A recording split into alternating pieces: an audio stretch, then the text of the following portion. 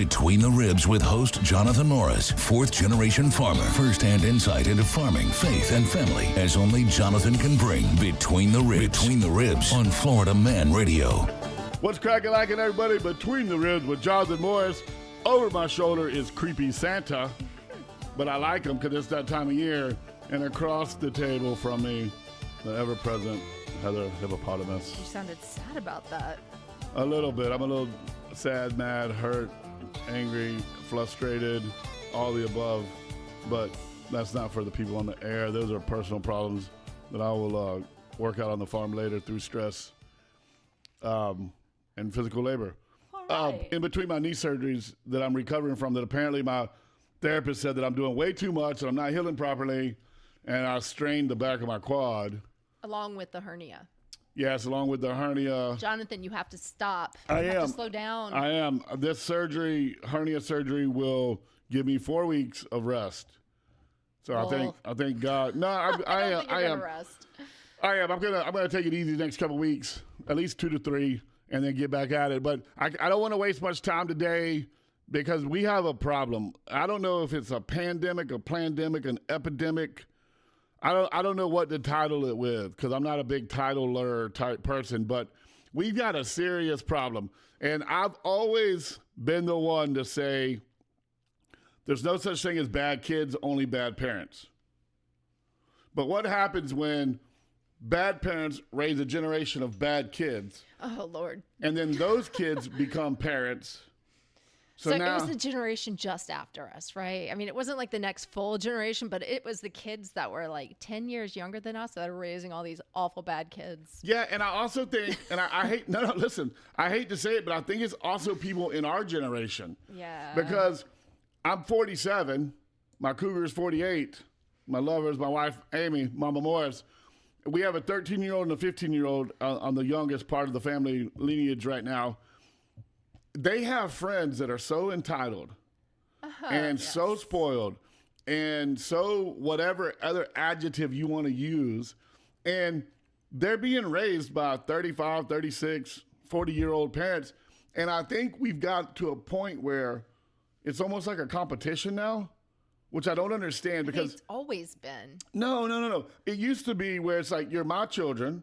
I'm raising you the way I was raised, or I'm going to raise you better than I was raised, but I'm going to raise you the way I want you to be as a human being because I am your parent and it's my job to raise you that way. And hopefully I won't jack you up too bad, but I'm not here to be your best friend. I'm not here to be your pal, your buddy.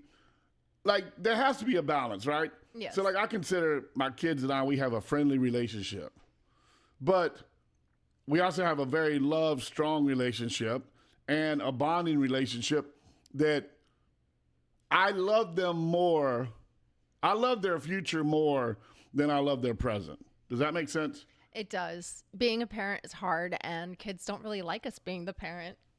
And in the old days, my mom and dad used to say this to me, and I said it to my kids. When they would say, well, everybody else has a phone or everybody else is doing it. Well, if everybody else jumped off a bridge, would you? I just say, I don't care. You know, yeah, kind of. Care. Basically, I that. don't care if basically, your friends have it. I don't care. Right, but I think there's not that many of us left anymore, and we're so worried. Now, when I say we, I don't mean us, like me, you, and the people listening to us. I hope. I mean, I am worried. I've met okay. their friends. Well, let me ask you this: are you more worried about the rules and the regulations and the discipline of now, not out of cruelty, but in order to make a better human being?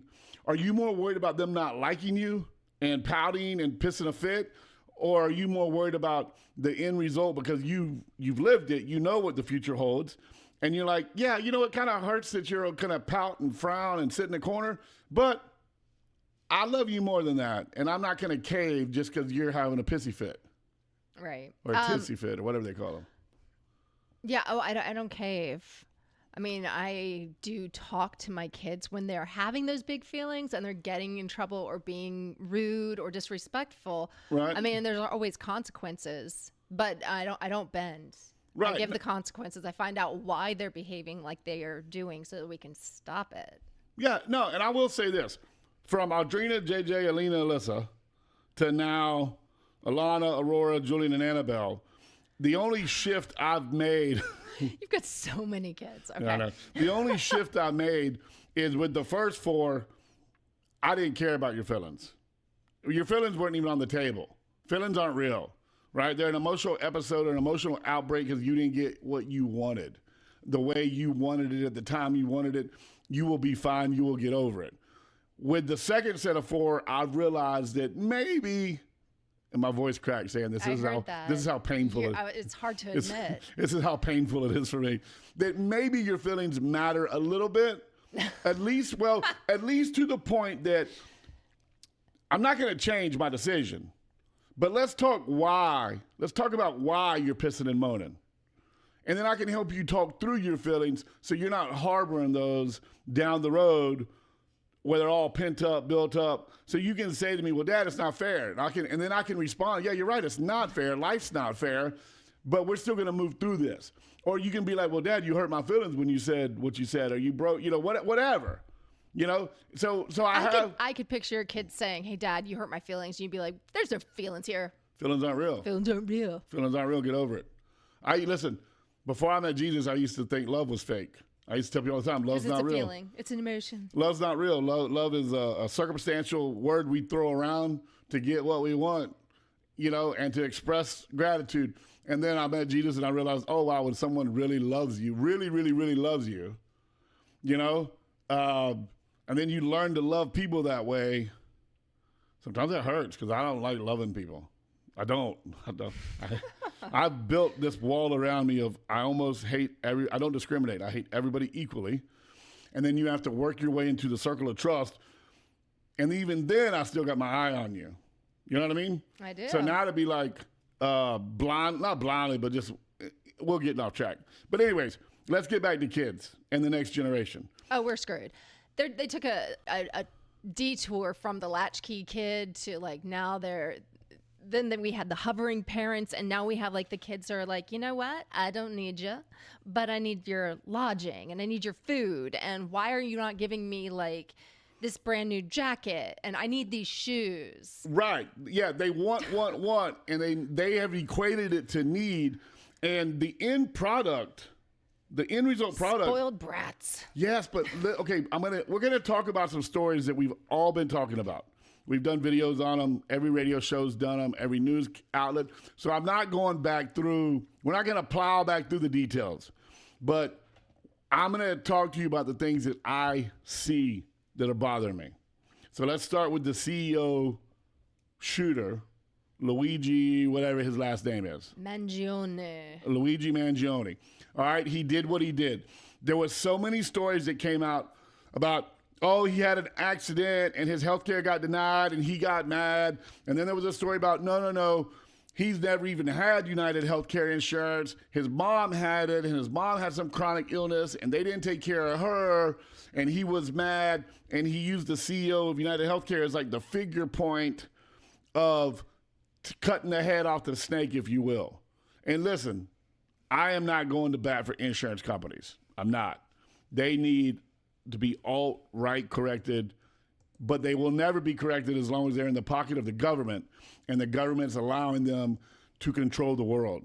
I've watched more TV in the last 2 months than I've watched in my entire life, okay? 90% of the commercials on everything, it doesn't matter if you're watching a movie, watching a TV sitcom, watching a football game, 90% of the commercials are pharmaceutical commercials. They are crammed down our throat. Yeah. And every last one of them. The disclaimer, you may die. Yeah, isn't that insane? They at least tell you the disclaimer at the end after they tell you all the great things they're going to do for you. But here's where I'm going with this. They did a survey. They talked to 2 groups of people. They talked to 1,000 people, ages 18 to 29, and then they talked to 100,000 people in all age groups. All right? In the age group of 18 to 29, 41% of the people, that means out of 1,000, 410 people, right, said that the shooting of the CEO of United Healthcare was acceptable because of the policies and practices of insurance companies. Now, I wonder if these are the same people that are against things like the death penalty. Oh, yeah, I didn't look that far into it. I don't know. That'd be something fun to look to see who they were. Out of men versus women, 19% of men of those 1,000 Because they want to fight. said it was, they want to what? They like to fight. Go Oh, ahead. said that the shooting was acceptable. Yeah. 14% of women said it was acceptable. So it was a 19-14 split on that. Now, out of the 1,000 people, 40% said it was unacceptable. So that's about 50-50. And then you had 10% that just didn't have a comment or a fill-in. But when 41% of a group thinks that taking up arms personally and unlifing a human being that had no direct impact on your life, they just worked in an industry. And I'm not saying the guy was a good guy. I don't know who the United Healthcare CEO was. I've never met him. Only thing we know is he's a white dude that lived in New York and had 2 teenage children or 2 kids. And he probably is a billionaire. He probably was he probably was worth more money than. And he's probably worked since the day he turned 15. Yes. And he probably works 16-hour days, 5 days a week. Yes. And I'm not going to bat for insurance companies. Our medical insurance system in America is broken. And he's not the one that made all the rules for whatever upset that this Luigi kid had. Right. He just runs the company. It's an insurance company. My son was like, well, he's the one that probably denied a lot of claims. I'm like, I am certain that this CEO never even saw a single claim. Never. Maybe early in his days. This guy doesn't deal with that. No. He deals with the people on top of the people who are dealing with the people who are dealing with claims. Right. Yeah, he's running the company, the CEO, Chief Executive Officer. He is over all the operations of a company. Again, not going to bat for the insurance companies, but did this man deserve to be unlifed in an attack by a disgruntled human being that wasn't happy with the insurance company? No, but would Luigi have gotten so much coverage for the problems with the insurance companies had he not done this? Is there another way he could have brought attention? Unfortunately, probably not. You know, we know people in the mainstream media, and they will tell you if it bleeds, it leads. Those are the stories that lead the news. Though, you know, you never would have heard about it if he would have stood out front with a sign, Right. picketing, saying, "Hey, you're a scumbag. My mama got declined or denied, and blah blah blah." Or if he would have just went up and had a conversation with him. All right. Now, the other thing that is weird, and this is what I'm saying. The dude was 26 years old.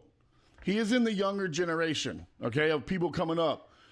When 41% of a generation, of a group, has this mentality, where do we go as a country? Here's the other thing. It's not just words.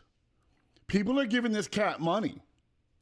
Oh, You got the numbers. Now you said GoFundMe shut it down, right? Yes, GoFundMe was like, yeah, this doesn't sound right, and I don't think it had anything to do with this trust fund. It was just like a moral issue. They were like, I don't think we want to be involved in this. Yeah, forget the cat. Okay, now here's the thing. The cat has a 30 million. Is it 30 million or billion? 20. It was 20 something. Was it billion or million? There is a trust fund that's more money than any of us will ever see. Right. So he should be part of the group of people that people hate. He's a trust fund baby that doesn't have to work. He's just born into money, but yet he almost is like a Robin Hood to this generation. Oh, wow. And now you got a cat that's worth $30 billion or $30 million. Let's just say million because I don't know exactly. That's $30 fine. million plus dollars, and people are giving this cat money. He has raised right now $156,629. Not him. He hasn't raised it. Somebody raised it for him. It's a legal fund. Certainly he can afford it. It's a legal fund. And you said it's a Christian organization? Did you say that? Yes. It's Give, Send, Go. It's apparently on their leading page, on their leading screen. I have so many windows up. I will say this while I had this looking that up. In the bigger poll of like 100,000 people that spread every age group from like 18 to 78, 79-ish, 68% people said that his actions were unacceptable and he should not have taken the man's life for the fact that he was disgruntled. But at some point, our age group is going to be gone. and we're only going to be left with these kids. And these 18 to 29-year-olds are one day going to be our age group, influencing the new 18 to 29-year age group. And we got more trouble than that to talk about. Did you find the number? I did not. Anyways, somebody started this cat a GoFundMe. Facebook or whoever does GoFundMe got involved. They're like, we're going to shut this down. We really don't think we should be raising money for a guy who's, in custody for cold-blooded murdering another human being. But there's another agency who's like, you know what? It's cool. We can take donations and money for this guy. Let him make some money and draw more and more and more attention. And it's the right-wing Christian website allowing it. So all these people giving money, are they all right-wing? Because it seems like such a leftist thing to do, to go and... Very left. I am so confused. I am too. And we're going to finish up because I have a story after story of this situation. And I think we have to start talking about it, and we have to start understanding that it's up to us. We are the keepers of the gate. We are the ones that are setting the standards and the level of acceptability for these kids. And if we don't look them in the eyes and say, no, what you did was wrong, you can't do this no more, and set a precedent, then this stuff is going to continue and continue and continue to happen. And then this is going to become the norm. And what happens when you're the guy driving a track hoe or a semi or a bus or something, and somebody's mad at bus drivers or mad at track hoe drivers or mad at semi drivers, and they just pop you off because you represent the industry that they hate? When we get back, you better be tuned in. You listen to all the commercials you don't want to miss. We'll be right back.